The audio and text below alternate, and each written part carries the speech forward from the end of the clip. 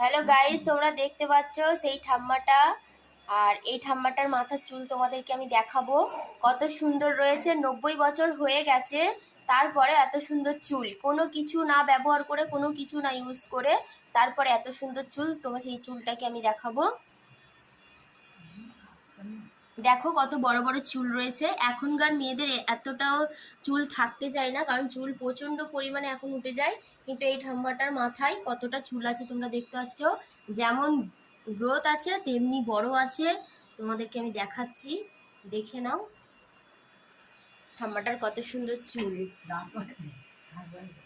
তোমার বয়স 90 বছর তো? 90 হয়ে গেছে, তারপরে এত সুন্দর চুল। কি তেল মাখো তুমি? কি তেল?